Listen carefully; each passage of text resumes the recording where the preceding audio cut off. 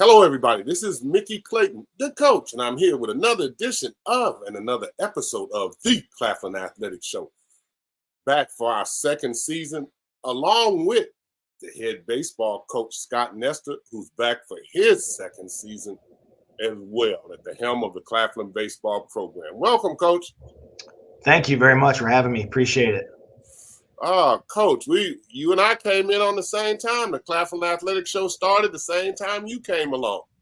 Yes, it did. Yeah, I think that was one of the very first head coaches meetings that we had. Tony brought up the idea of a show to kind of tell our story, and it was really exciting, and was pumped last year to get the experience of coming on the show and getting a chance to talk to you and meet you, and then throughout the year, getting a chance to meet you in person at a few of our events, and excited to be on here again, going into year 2.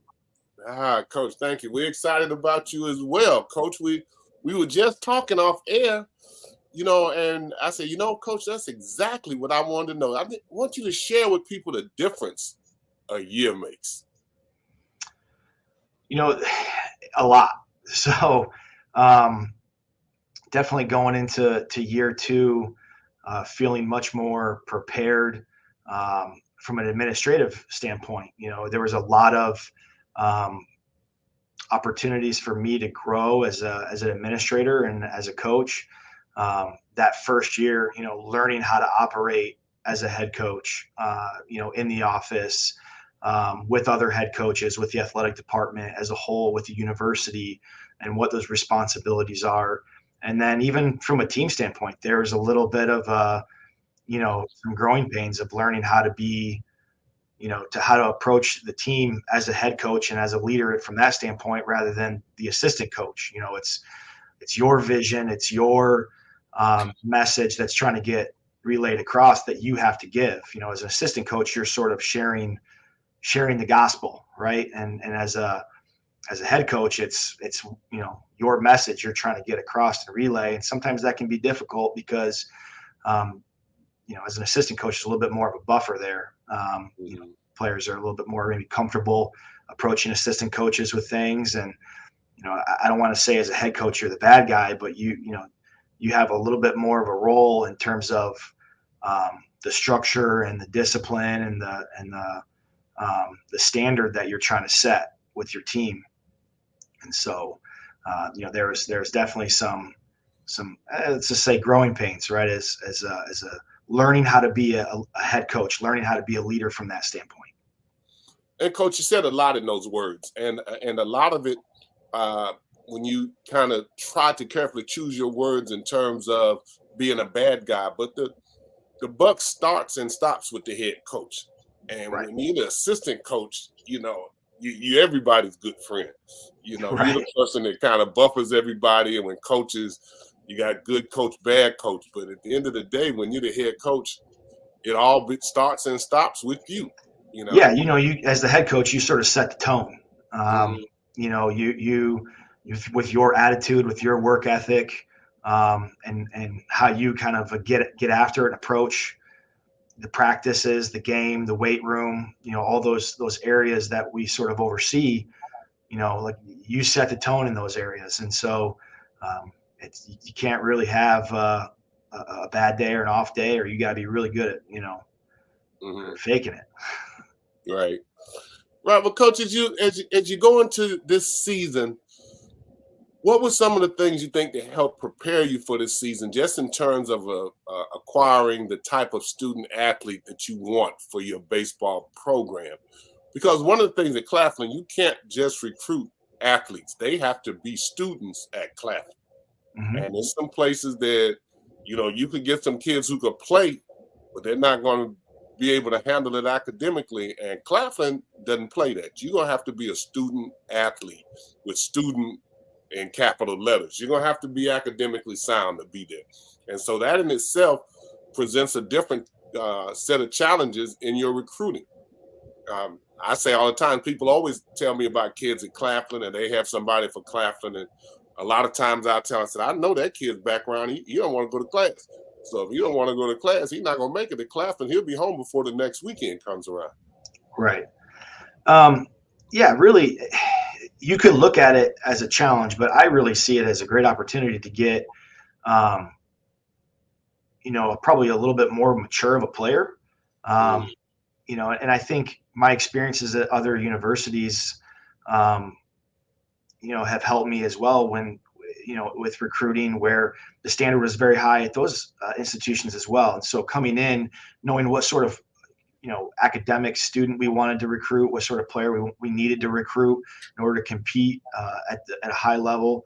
But really, if you follow the lead of like how you do anything is how you do everything, right? And we want a high level, athlete on the field and someone who's going to, take ownership of their own development and really get after it on the field.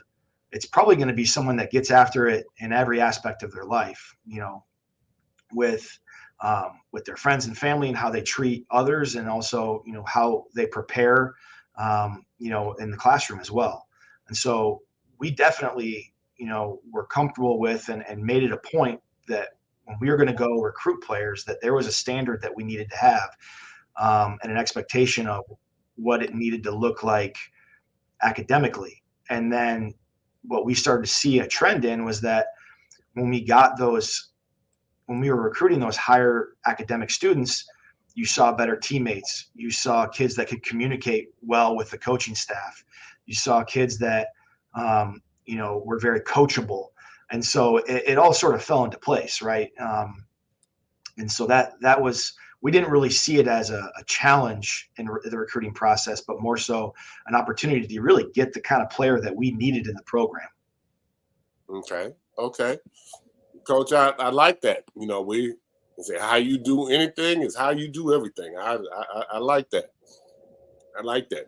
In your coaching this year, did you approach the transfer portal a little bit aggressively at all? Yes and no. We were certainly, looking at that, and that's definitely changed the landscape of recruiting, and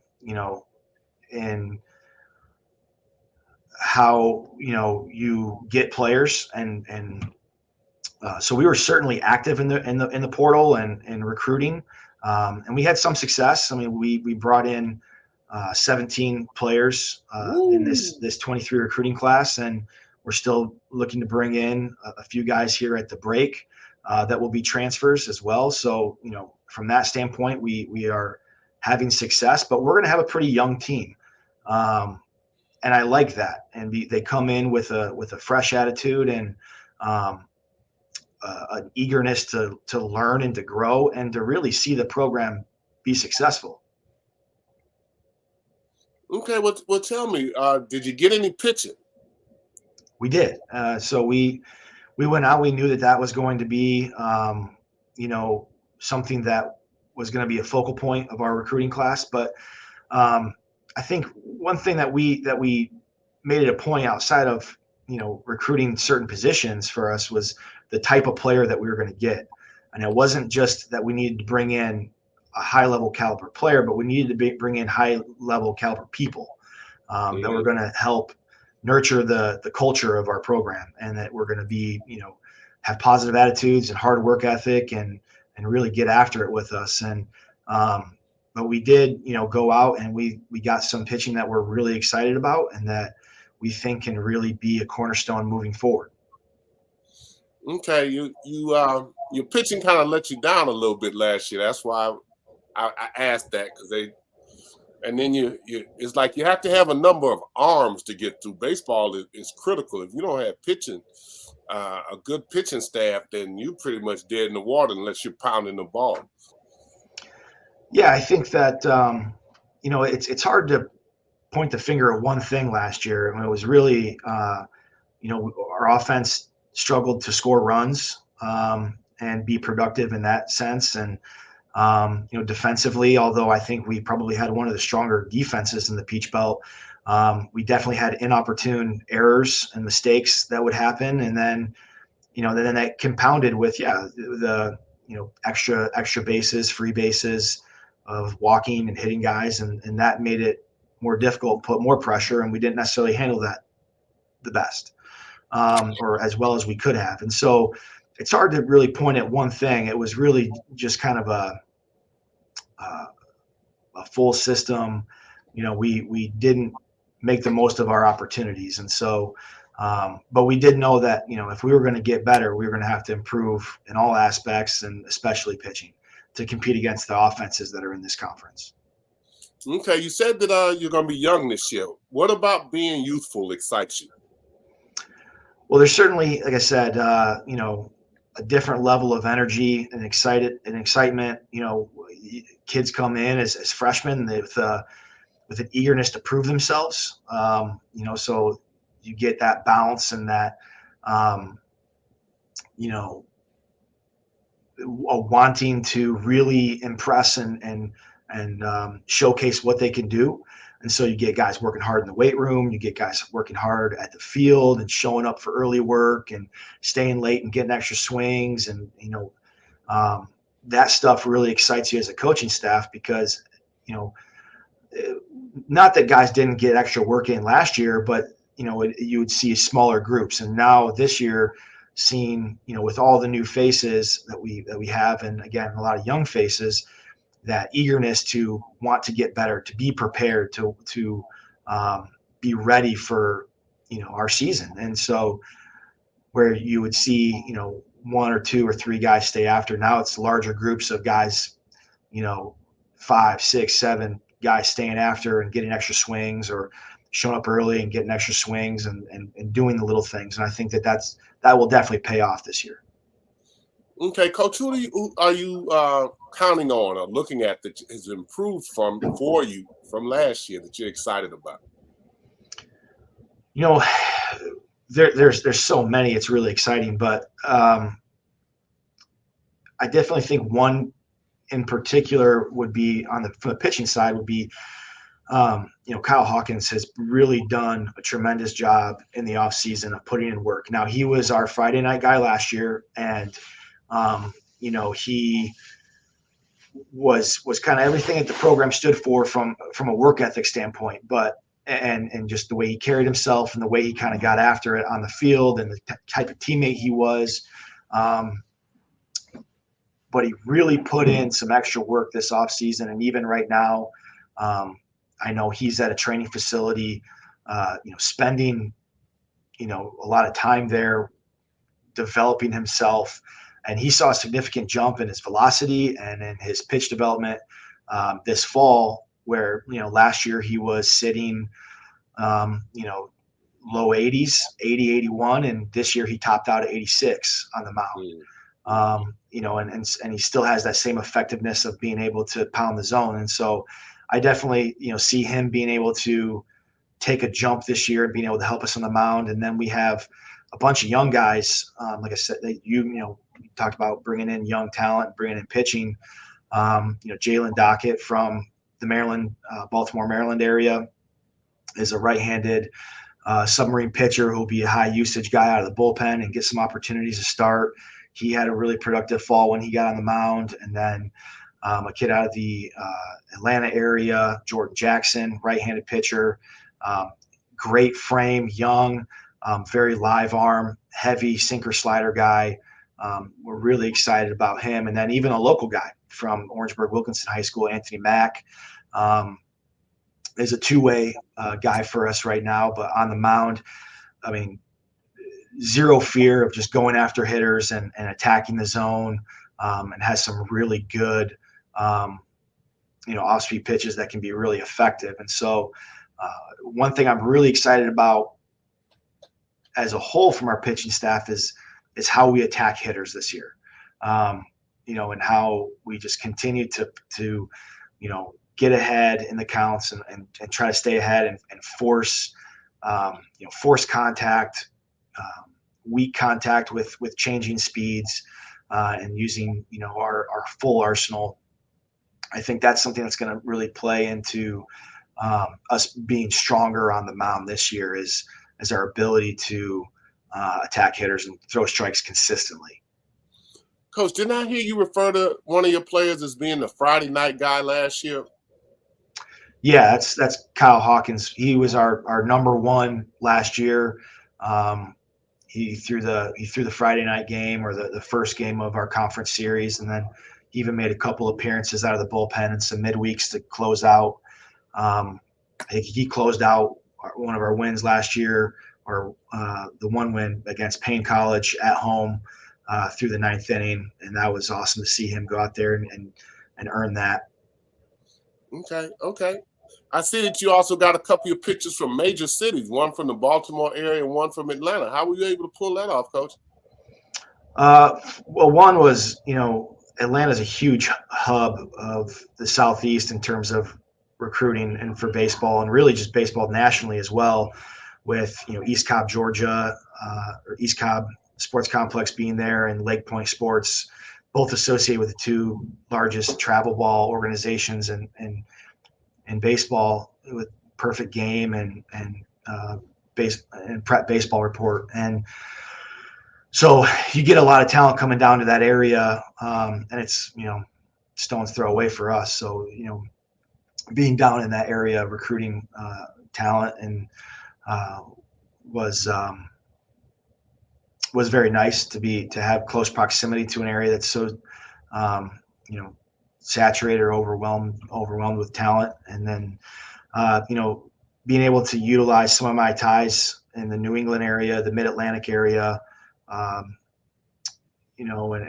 knowing some of those schools up there, having connections there, was able to kind of allow us to get some players from the Mid-Atlantic, New England area. Okay, Coach, I see you just released your baseball schedule not too long ago. Tell us about the baseball schedule that seems like it has everybody excited.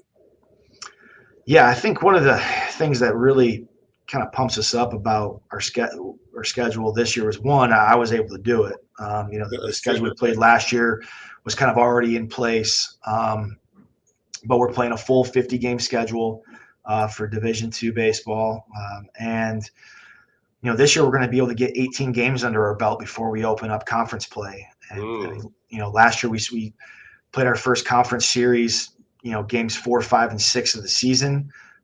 So that made it difficult. And then, this year being able to play 18, non-conference games where we're able to see who can do what and who can contribute to our success during the conference play, that's going to be huge. And then it's exciting to be able to play a full season, and play all the midweeks and travel a little bit. But the other thing that really kind of pumps us up is we're playing a lot of home games, which is great. I mean, because we have an awesome atmosphere here and a community that really supports, baseball at our stadium at Mermo Field, and, supports the Claflin athletic program. And so playing 31 of our 50, games this season at home is going to be, a great feature for us this year. And I'm glad you mentioned that, because I was going to ask you about the student support. And it seems as if this year the students are even more invested and more involved in trying to raise their athletic participation at athletic events. What was it like last year, Coach? And why are you so excited even now that I hear you talk about the student support? I think that's outstanding. Last year we had an awesome crowd. Wow. Even like last year in the fall, we hosted a maroon and orange, World Series game in mid-November to kind of cap our fall off. And we had, close to 100 people out there in 40-degree weather watching us play. And we had a lot of parents and students come out to support us this year when we played our maroon and orange game over homecoming. And so, we kind of strategically placed that game to kind of cap off our fall and do a kind of glorified inter squad around homecoming, because we have a lot of alumni that come out and support, and a lot of the student body that will come out and support, and parents and things of that nature. But we had awesome crowds last year. It was great. From other schools traveling well to come down to Orangeburg and watch their teams. And the student body's done a great job of coming out. We get a ton of support from the other teams in the athletic department: women's basketball, volleyball, softball. They come out a bunch to see us play. And we get a lot of parents and even people, like I said, in the community that, have been aware of the program for a really long time and supported the program and want to know what's going on at our field. I think that's one of the benefits of playing at a city field that's been here for 75 years, is that the community is aware of it. And every time they see the lights on, at Friday night or something like that, or a midweek, night game, they see the lights on at the stadium, they want to go check it out and see what's going on. So, then they get their hands on our schedule and see what we're doing, and they come out and support. So it's one of the things that drew me to coming to Claflin in the first place, right, was that, there was a tradition here within the athletic department, and then there was, support from the community and from the athletic department and from the university to see a successful program. Well, when I was there for the Claflin homecoming, and we did 2 weeks, we did shows about homecoming, and the last one, Sights and Sounds of Claflin homecoming, we had an interview with one of the former baseball players who was there, and his family was doing was selling some things at the game. He spoke so well about his experience at Claflin. I wish I could remember the young man's name, but he was an eloquent. Well, I don't remember his name either, but I do remember what they were selling at that stand, and it was not great for my diet, but it was phenomenal tasting. I think I had the cheesecake and the birthday cake, and I had some lemonade or something like that. I was hoping that you had seen the show and was able to tell me what the guy's name was, but he was a really good speaker, and he spoke about his experiences playing baseball and what Claflin did for him in terms of his education and his growth.